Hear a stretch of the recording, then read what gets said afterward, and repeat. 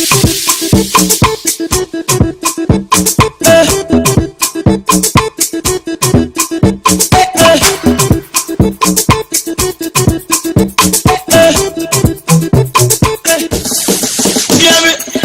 this is love. This is love. Me and you just like a tattoo. And I love you just like a tattoo, like a tattoo, like a tattoo. Baby, love me, love me, love me, oh. I will never leave you lonely, oh. Baby, touch me, touch me, touch me, oh. Your love is killing me softly. Say, oh yeah, handle it.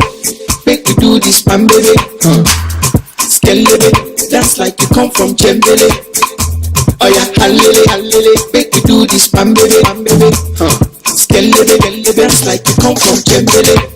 Waiting be your shoe size. Fatima, you too tight. Okay. Waiting be your shoe size. 38 or 48. Fatima, you too tight. Baby, this is love. This is love.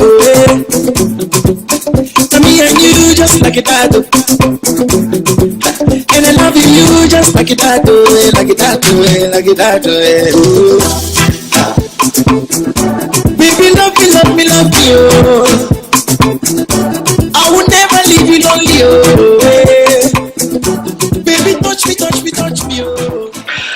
Hello, and welcome to another edition of Africa Teaching, a production of the Pepperbird magazine. I'm Karen McLaurin-Chesson, your host. When you think about community advocacy, what do you think about? What truly comes to mind for me is D.A.R.E, Direct Action for Rights and Equality. And we are at D.A.R.E today with D.A.R.E's Executive Director, my far right, Fred Ordonez, and the Vice President of the Board, Joseph Buchanan. How are you? So, folks, you're in for a treat. We're going to hear all about what D.A.R.E's up to. We're going to hear about what upcoming events they have and all kinds of good stuff. So, I'll start with Fred and ask Fred, could you give our viewers a little history of D.A.R.E and when it came into existence and for what purposes and what your functions are today? Should I look at you or the camera? I'm not sure. You can look to both of us because I'm sure our audience wants to see your face. And I'll enjoy it as well. Sure. So whatever's comfortable. All right, so D.A.R.E came into existence in 1986 around a kitchen table of women in the neighborhood who were sort of tired of problems they were facing and wanted to do something about it. And began meeting to change local things like vacant lots, playground type issues. And then it grew as an organization. It used to be a small office in this building, and it grew and grew and grew, and began taking on campaigns, like bigger campaigns, like rights for daycare workers, school discipline and policies in schools. And then it began, and it's also taken on statewide campaigns. Like recently we won Ban the Box, which removes the question, have you been convicted of a felony on job applications? We also won to unshackle pregnant prisoners in prison, the ACI, during transportation. When we also recently won Just Cause legislation, which means that banks who foreclose on tenants cannot evict tenants. When you foreclose on a property, they have to accept rent from the tenants. They can't just be automatically evicted. That's what we've recently done. We have a couple campaigns right now.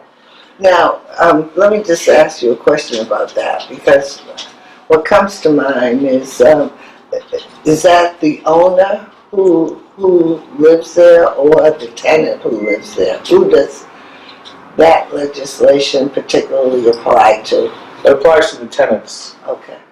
So when a bank forecloses on a property or forecloses on an owner, what they were doing, even in multi-family units, they would automatically evict everybody from the house. Tenants who have been there for generations paying rent. They would automatically evict them, and you know what happens when they evict everybody from the home. It gets boarded up, vandalized, arson, all kinds of other things happen, and blight in the neighborhood. And banks don't really have to evict people, not the tenants anyway. They could always collect their rent, but banks didn't want to do it, and so it took us 6 years of fighting to pass that law. Now tenants can pay the banks their rent like they were the old owner, and the bank has to maintain the property just like any other landlord. That's a milestone. Wow. And now we have a couple of other campaigns. We have a campaign because public housing and Section 8 discriminating against people with criminal records, even arrest records. Even if you have an arrest record, even if you were never convicted, you're turned down from Section 8 or public housing. And there's a sort of an appeal process, but the appeal process is only 7% successful. And the thing is that National HUD has given guidelines to public housing authorities around the country to not discriminate against people with criminal records, to make it welcoming to those folks, because those folks coming out of prison need housing and need employment more than most people. So we have a campaign to change those rules and those policies at public housing so that they're more inclusion, they include more people who have criminal records. And we have another campaign to do with the receivership program and affordable housing and what the city's doing about affordable housing, because they don't seem to have good politics around it. They feel like the market will take care of issues, but we know the market just gentrifies our neighborhoods. And so we're working on that too. Wow. Well, you have your hands full. Yeah, there's a couple of other things actually. I should mention them.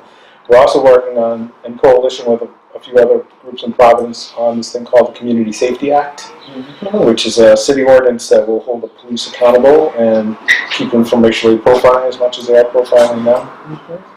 And that's so far it's 2 years into that campaign, but we have an ordinance in City Council that we're pushing towards. Excellent. And we're also going to be suing the city again on First Source. First Source is a program that the city has that whenever companies get tax breaks for coming here supposedly to create jobs, that they're held accountable to creating those jobs. And if they don't create those jobs or hire Providence residents, then they're supposed to get their tax break taken away. Okay. But the city has never enforced that and refuses to enforce it. We sued them in 2006 successfully, and a judge decreed that they had to do all these different things. And here it is, 2016, and they still haven't really enforced that program, so we're going to sue them again. Wow. Okay. There's more, but I'll stop at that. Well, it seems to me that all the initiatives, you have your list of initiatives, and some are checked off already.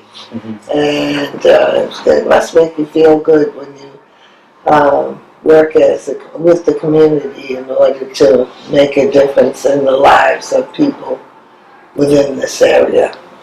What makes me feel good is when I see us creating leadership and leaders. Because what we need in our community is people to stand up and fight for their own rights. Yes. And what we're doing, hopefully, we're teaching them how to fight for themselves. Because there's a process that people have to learn, and sometimes it's tough for our people in our community to understand that you have to stand up and fight for yourself. But in order to do that, there is a process of learning that goes along with that. Yeah. And a lot of times, it takes time to learn the situations that we're dealing with, and sometimes our people don't have that time. But we tell them, look, the fight goes on continuously. You don't never ever stop fighting because that's what the community's here for. That's what we're here for. We're an organization that direct action for rights and equality. So you know what that means. We're coming right at you if we have to. But we might compromise if you give us something to compromise for, but most of the time they don't. So then we have to cut the throat. So now, Joe, you're as Vice President of the board, what initiatives are your board working on now? For myself and board of directors, what we're trying to do is raise as much money as we can for D.A.R.E. so we can last the test of time. Also, my initiative, myself, as well as the board, is to make sure that we understand just what we're doing, our rules and procedures of our organization, so we can protect and shield our director and our staff. Because a lot of times, when our staff goes out there and puts their head out there, they need backing. Yes. And if we as a community can't back up our director and our staff, then what are we here for? Our family's always going to have fights, don't get me wrong. We're always going to have little spats back and forth. But the thing is to sit down collectively and do it together. Yes. And that's the thing that a lot of times we have problems with our community is sitting down, fighting, coming back to the table, knowing that families usually fight and come back together. And that's what we do here. Wow. Wow. So you're planning some upcoming initiatives. Would you like to share with our viewers? So our funders, initiatives are? we're having Juneteenth coming up. And that should be interesting because a lot of people think Emancipation Day was August 1st, but it wasn't. It was June 19th. And we're going to correct some of our black scholars or some of our intellectuals that might think that they know what they're doing or saying, and they really don't. And then we're having a soul food dinner. So what is that celebration? Which day is that celebration going to be? On the Juneteenth? It's not going to be on the 19th. No, because that's Father's Day. Right. So we're doing it the day before. Okay, so the 18th. Yes. Okay. It's going to be a cookout here in the backyard. Okay. A block party. So it's going to be a block party in the yard of 340 Lockwood Street in Providence. Excellent. And also we have a soul food cookout coming up August 4th, right? August 4th. So everybody come on out, $10 a ticket, soul food dinner. And then of course, we have our 30th anniversary for D.A.R.E. Tickets are $30. Come on out, we got a hell of a menu. I mean, I think people should like where it's at. Where we at for it again? Las Aletas. Las Aletas. In North Providence. Oh, Las Aletas. It's October 21st. Okay. So, all right, now the soul food dinner is August 4th. August 4th. From what time to what time? Within 4 to 7. 4 to 7. 4 to 7. Yes. August 4th. And then the 23rd? October 21st. October 21st will be the anniversary. Yes. 30 years. 30 years. Excellent. Of D.A.R.E. And that will be at Las Aletas. which is where? It's on Charles Street in North Providence. Okay. And I'm sure you'll be seeing some more advertisement as the time draws closer. Yes. Excellent. So now, you have a staff, and what if somebody wants to volunteer for D.A.R.E.? Do you have a volunteer besides the board? Everybody that comes in there is basically volunteers. Okay. And that's what's good about D.A.R.E. We put so many man hours in for free, but our community is also learning, how to deal with certain situations. We're learning how to write, we're learning how to speak, because a lot of times when you speak to some of these politicians, you have to know the right things to say. So we have some classes where we teach people how to speak, teach them how to write press releases, so forth and so on. And our community gets the benefit of that because they're also learning.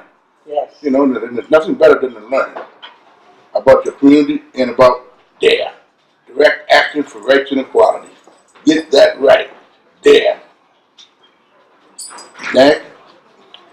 I would say that, so we're a membership organization, and members are our volunteers, our base. We as staff just coordinate. We don't really make decisions, and we don't do a lot of the work. Okay. It's the members who are doing most of the work, Okay. and who are our volunteers. Excellent. So if somebody wants to call in and say, you know, look, I got a couple hours a week I can give you, where do they call? They call here at 351-6960. 351-6960. 6960. Great. And they can just come into 340 Lockwood Street, right behind Burger King. Okay. And we can sign them up to be a member. And then there's plenty, there's a lot of opportunities. There's several meetings almost every day for different initiatives we're working on. Okay. And people choose what they are most passionate about or something they want to learn about if you want to build some skills. Excellent. And we can always use volunteers. We never refuse volunteers. Never. Excellent.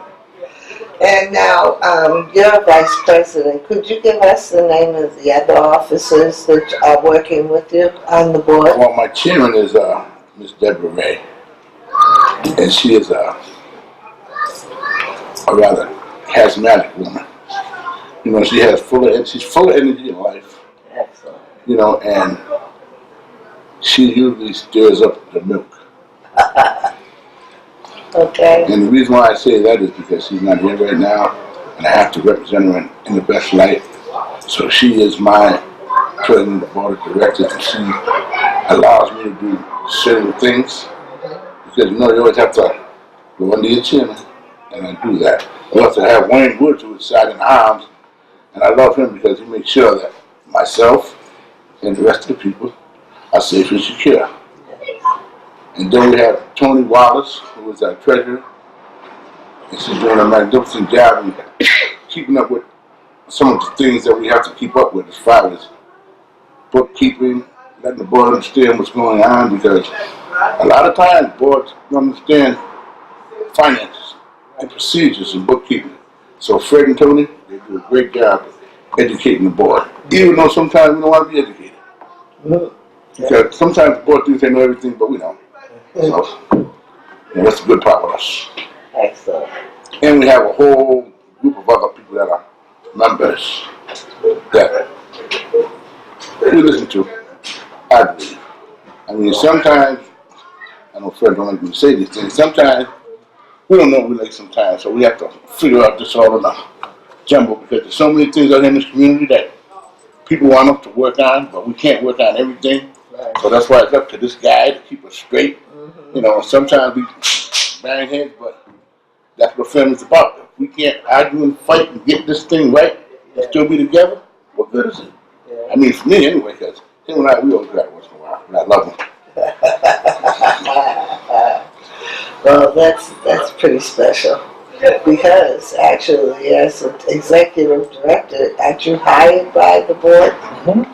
And you've been here 6 years. 6 years now. And you said it's not so long amount of time, but for a community advocating service, advocacy service, it can be long. Oh yeah, and challenging. It is challenging. Yeah. That's for sure. As Joe was saying, our communities face 360 degrees worth of problems that are coming at us every day, crisis every day, and it's very hard emotionally to pick one or two issues that we're going to have a campaign about, because our campaigns take, like I was saying, 2 to 6 years to win something.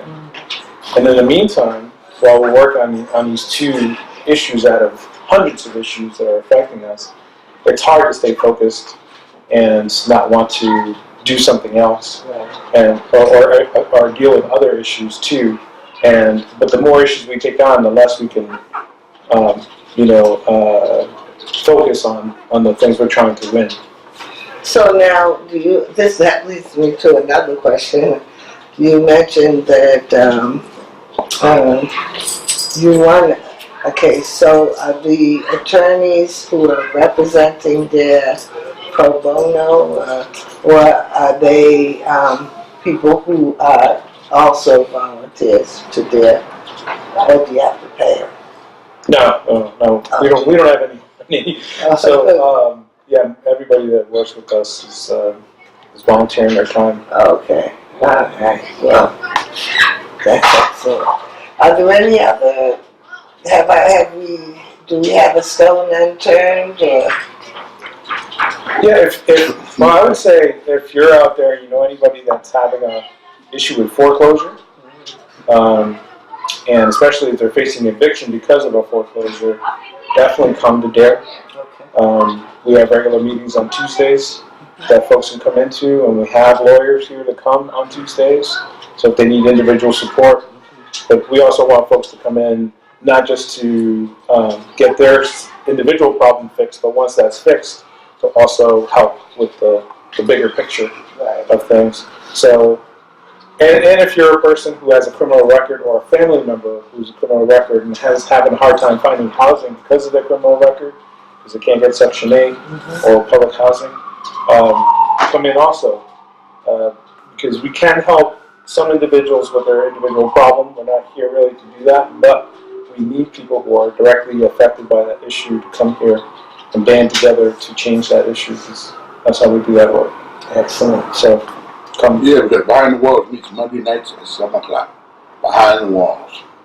That's the campaign to change Section 8 and public housing regulations. Excellent. And I also would like to say, before we close, that the more people we have fighting our issues, the better chance we have of winning. So hopefully, if they see this show, they will come out and volunteer and be a member of D.A.R.E, but also come and fight the struggles that you think are needed in our community. And we'll work with you. Hopefully. Now, Joe, what does it take to be a member?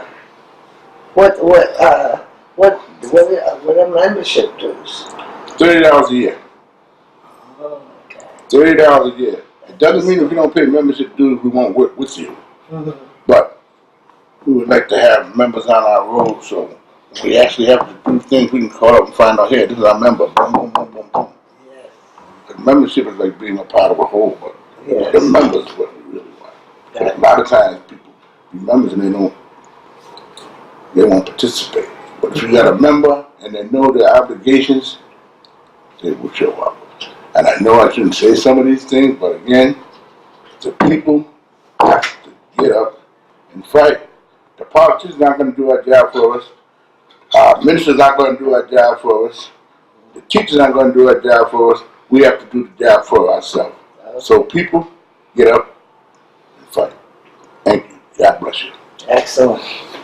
Well, I'd like to thank you, gentlemen, for sharing this information with our greater Rhode Island community. We hope that you've learned a little bit more about the D.A.R.E initiatives in their efforts to make a difference to the quality of life for people within the community. And they have several upcoming events. And again, it doesn't hurt to put in an hour to young people, those of you who have skills that you want to share or you want to learn and grow. Pick up the phone, call 351-6960 and get some skills. Come on down and gain some organizational skills, some office skills.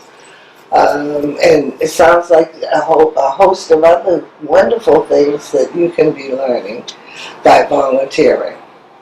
So, at any rate, again, thank you, Fred, thank you, Joe, for sharing. And I hope our public realizes the good work these folks are doing.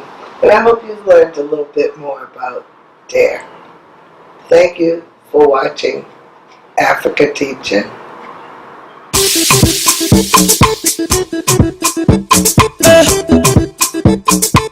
50%. 50%. 50%. Did you know that if you're between the ages of 18 and 35, you're 10 times more likely to die from a car crash? Increase your odds by 50%. Just by wearing a seatbelt. It can make the difference between living or dying. I know this. We know this. Do you? So click it, red ticket. In Rhode Island, it's the law. Seatbelts save lives.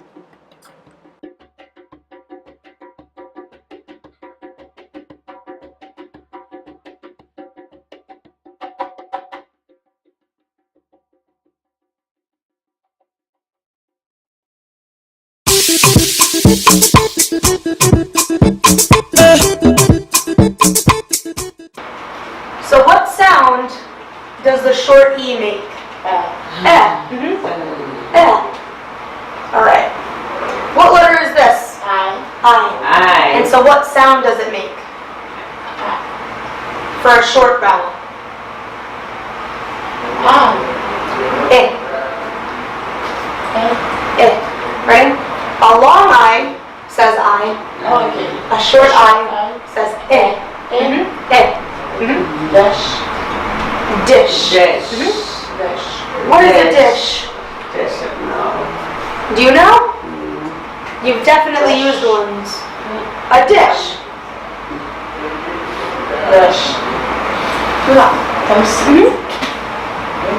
Yeah. Kind of. A dish is like a plate.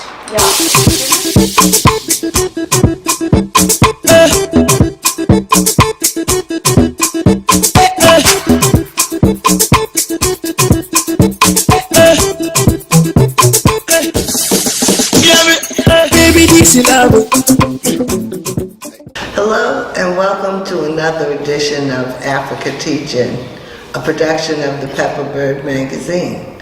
I'm Karen McLaurin Chesson, your host. Today we're at the Refugee Dream Center on Lockwood Street. And to my right, we have the pleasure of having the founder and executive director, Omar Ba. Omar, thank you for joining us on Africa Teaching. Thank you. And to my left, we have Shay Real Osorio, and she's the Director of Education. Shay, thank you so much. Thanks for having us. For joining us. And today, I guess, Omar, I'd like to ask you first, tell us why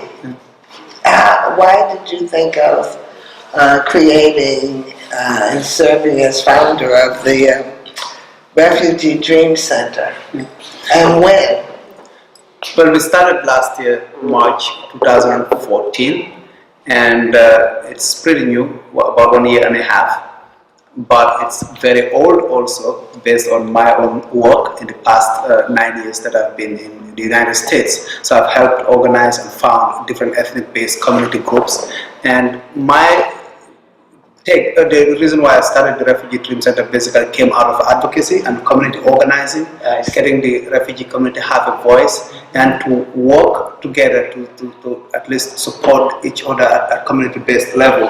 Then I realized that going through the same resettlement process as a refugee, I came to the United States. I was fluent in English, even though with an accent, So I had a lot of challenges.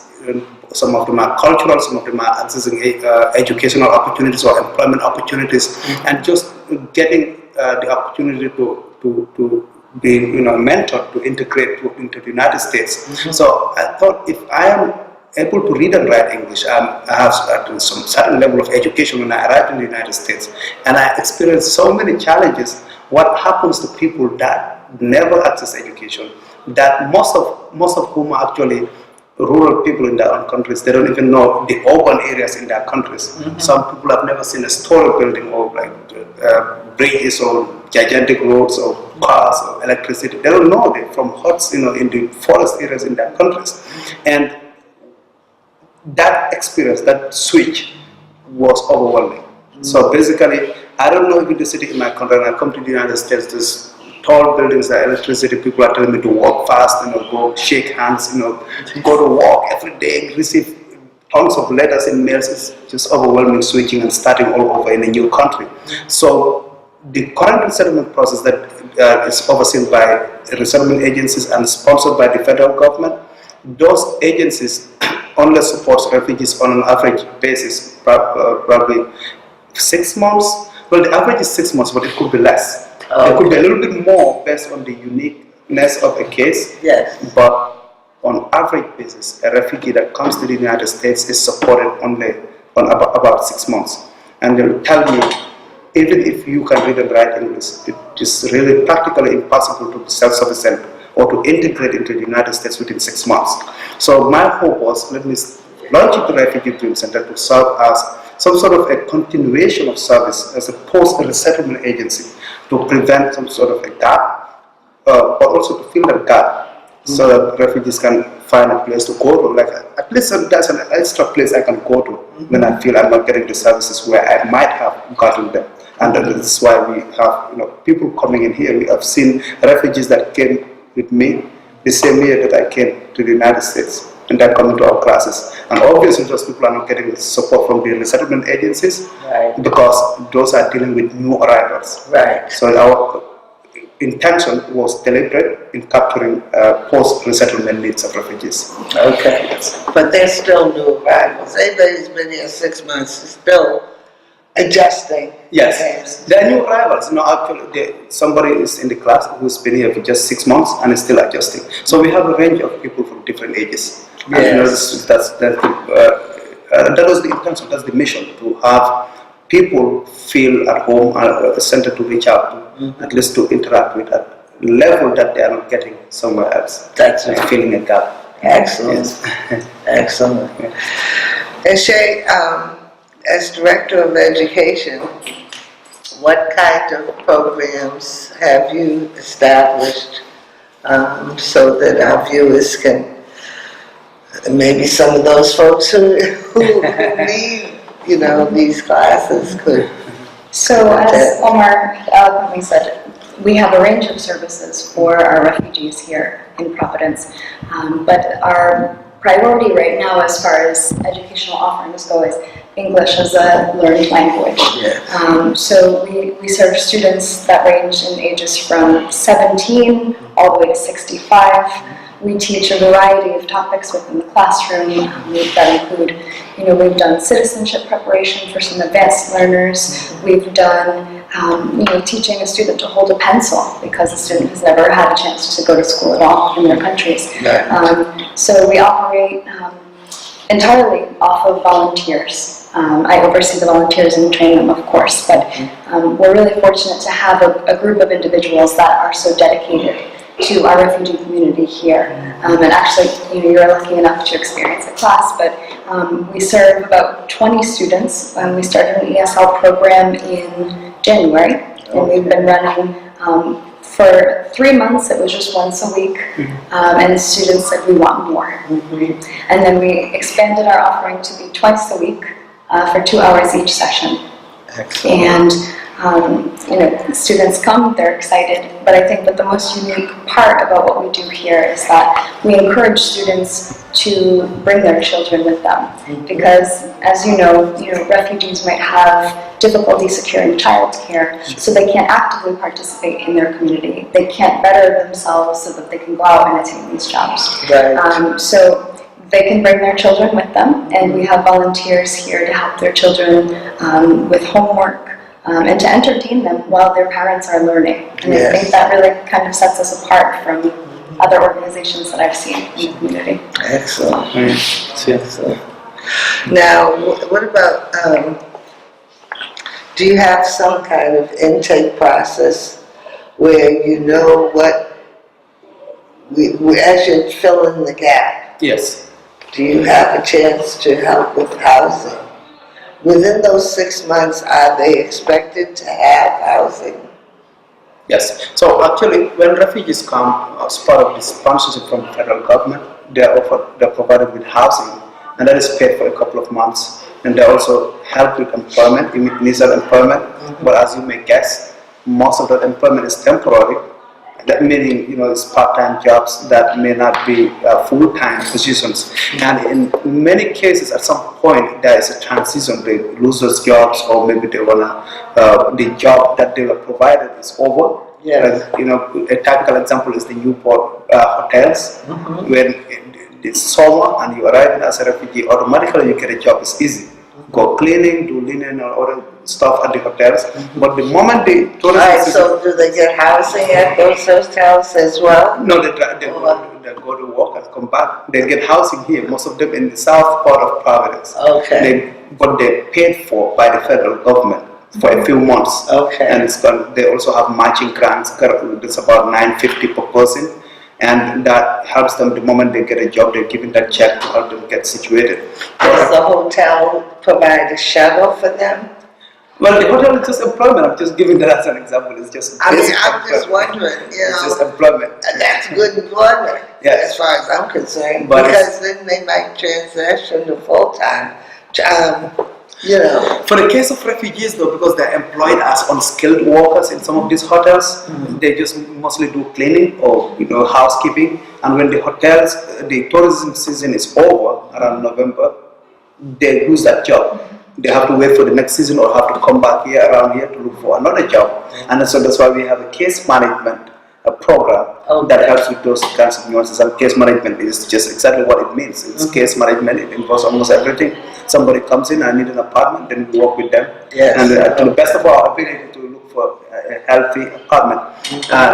We pay a lot of attention on lead poisoning and roaches, things that are substandard to ensure that refugees are not placed there.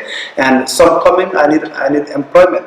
Start calling people we know probably they also know somebody, or just searching online to help them go through the process. Some cannot read and write, some don't have access to a computer, they come here, we have our printers, we don't people that it's like a community, like sometimes someone's like sometimes whatever they need, we try to be that community liaison for them. Excellent. So, how are you funded? Well, we have a few grants from foundations and also individual donations. It's not really much though. As you know, non-profits struggle everywhere, especially for new and emerging non-profits. So we are working on that realm, but most of our funding is from individual donations and foundational grants. Yeah. Wow. Excellent. Well, I don't know what else to say, but that it sounds as though your work is meaningful work, and you're trying to make a significant difference. Well, thank you. And if you observe, when you walked in, there was a group of ladies taking out some boxes. Oh. There was a new Congolese family that came, so they're people bring in a lot of donations here. Okay. Because they hear the center, they bring donations, some very good stuff. Good. And so we share them when people finish the class or people walking, we share them among them. Or if we hear somebody's here, then we take. So there was that group that taking donations there. Right. And that's also part of case management. We do a lot of advocacy also. As I said, this was born out of community organizing. In the beginning of the year, there was a lot of political tension around the arrival of Syrian refugees in Rhode Island. And we had a lot of rallies at the State House and spoke there to make sure the political leadership lets the Syrian refugees settle here. Because again, this is not only for African refugees or anybody, but it's for everybody. It's for refugees from all over the world. Refugee. So we won because the governor at some point did not want to say whether she will do this or what. She was answering the press and saying, we'll raise you the White House. But at some point, after so much pressure, and to give credit to the faith-based communities, the Islamic communities, the leadership, the church leadership, the Jewish community, especially the Jewish community, very supportive of our cause. We made intense rallies and intense speeches at the State House, and it worked. And so we have a lot of Syrian families coming in here now. So that's part of our work, and community organizers really that made this happen. Yes. But we thought in order to organize, we have to provide some sort of services to make it complete. And again, we are not promising everything, but at least every little thing we do, even if we serve 1 or 2 people per week, we are satisfied. At least we've done whatever we feel should be done to help refugees here. So now, if somebody either wants to volunteer time, give you donations, let it be pencils, paper, computer. We want everything, and we need all of the help that we can get. So volunteers, time is very valuable, and it's important that we have the people there to make this work. Without the power of our volunteers, we wouldn't be able to run as successfully as we do. I bet. So if anyone wants to volunteer their time, or clothing, or anything, we need everything. Well, if that's the case, do you need books? Yes, Okay. please. Computers, as you said, You need computers? Yes. Okay. And do you need a scanner? yes. Oh, I know exactly where I could get you some of those. That would be incredible. Yep. Then we can teach computers to them. Exactly. We are looking to create a computer literacy program as well in the future, but without computers, we can't do that. Okay. So we have a lot of great ideas, but it takes resources to put those ideas in motion. So I guess our viewers would need your phone number. So 401-499-2745, 401-499-2745, and the website is www.refugeedreamcenter.org. Also email. And email is refugeedreamcenter@gmail.com. Yes. And you can reach us. We are here at Lockwood, 340 Lockwood, at the D.A.R.E building. So we share. We have that kind of social justice similarity. Yes. So that's good. Great. Great. Well, is there anything else you'd like to share with our viewers before I wrap this up? Sure. We're here to help. So whether you want to volunteer your time or you need something, that's what we're here for. Thank you for listening. And thank you so much for the time and for giving us the opportunity.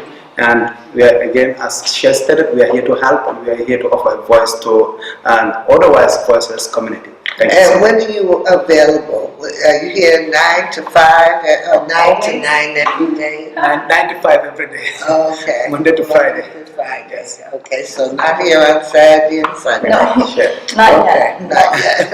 Okay. Have to enjoy the summer, right? Well, thank you, Omar. Thank you so much. Thank For you. joining our Sure. program and sharing information with our public. Thank you so much. And thank you, Shay, for your cooperation and your good work. Thank you. Keep Thank it you up. so Thank you. Great. So, you've heard it first from Africa Teacher, and remember the Refugee Dream Center is located in the D.A.R.E building, actually. And should you have any donations, should you be able to volunteer, by all means, please lend a helping hand. The number's 499-2745. Thank you. Thank you. Hope that you enjoyed this program. Thank you so much. Hello, folks. While we were at D.A.R.E, I had the pleasure of meeting Bernard Georges, who's the director of New Bridges for Haitian Success. Bernard, thank you for letting us have this last-minute interview with you. But we're so excited about the work you're doing, and I appreciate if you could share with our viewers when you began Thank you. this program. Okay, and what you're doing. my name is Bernard Georges, and I'm the founder and director for the New Bridges for Haitian Success. And the New Bridges for Haitian Success was founded about 3 years ago in 2013. And we have 8 board members, and they're all with a strong educational background. And Mr. Omar is the chairboard for the organization, and we have another professor from Waji William Orton. She's also a vice president for the organization. Our treasury is Mr. Bel Policio, professor at Community College of Rhode Island. And in Rhode Island, we have a very significant Haitian immigrant population, as well as a Dominican population. And I believe that it is necessary for us to have an organization to serve the Haitian community, because we have over 10,000 Haitian population in Rhode Island. And the New Bridges, when I create the New Bridges, so which is our mission, is dedicated, the New Bridges For Haitian Success is a 501c3 nonprofit organization dedicated to serving the Haitian community of Rhode Island. And what kind of services do you render?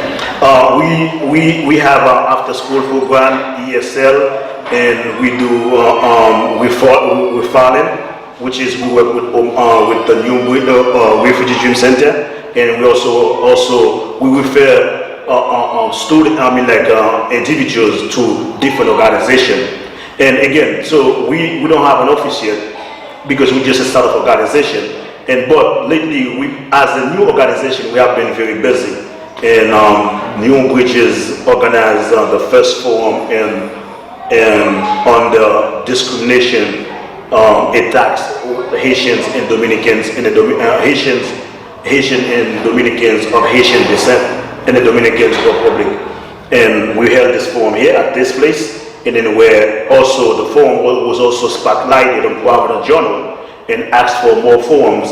And we also did another forum following at Community College of Rhode Island. And after that, recently on March 12th, we did a workshop on immigration, on citizenship immigration service with D.A.R.E and also Center for Justice and Tenants Legal Rights, because I believe it is important just to inform the community about how immigration process works, and also the rights of the immigrants, tenants, for them to learn their rights, because especially when they came from other country, they don't know anything about their rights. Sometimes some of the later take advantage of that.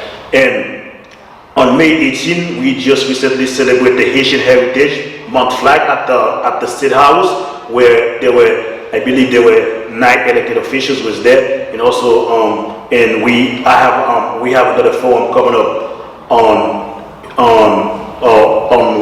one of the Haitian church on Elmwood, on Elmwood, and on immigration again, because some people ask me more about the immigration. They want me, they need more information. So which is we will have the same lawyer from D.A.R.E International, Carl, will talk about the immigration as well as state unemployment opportunity. Excellent. Yes. Excellent. Well, if somebody needs to reach you, would you like to pass on the number to our viewers? Yes, they can reach me to New Bridges For Haitian Success at gmail.com, and my phone number is 401-999-5541. And I have another quick question. If in fact you are planning, how will people hear about what's going on with your program and what services? Is there a website? There is a website. If you go on newbridgesforhaitian.org, and also the Facebook page too, New Bridges For Haitian Success. We have the YouTube and also Twitter. Oh, excellent. Yes, okay. They can follow. They can see the update on the website. Okay. Now, is there a Haitian community organization that also works with you in the Dominican? This organization, we collaborated with other organizations. For instance, again, we started working with, we started working with D.A.R.E, try to bring more resources, what resources available, because I believe that it is important for the Haitian community to know what resources are available in there. So my organization, we try to collaborate with many organizations. For instance, we just partnership with Refugee Dream Center, and also with Coalition Gun Violence Rhode Island, and then we have other organizations. We're in process to partner with more organizations. But as far as in Haiti, we have a branch in Haiti. We have a branch, and we also have an office, our own office in Haiti. But in here, we don't have an office yet. We're still in process looking for an office. Excellent. Yeah. Excellent.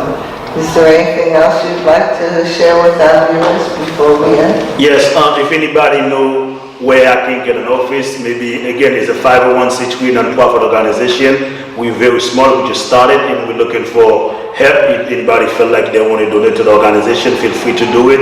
And then because we also got the tax exempt, so whatever donation that you give, we will refund. I mean, there's a form we will fill, and then you can file income tax next year. And also check us check our website, because we always have new events coming up. And also visit what we're doing and check our Facebook page. And thank you very much. All right. Well, thank you very much for that, and good luck. Thank you.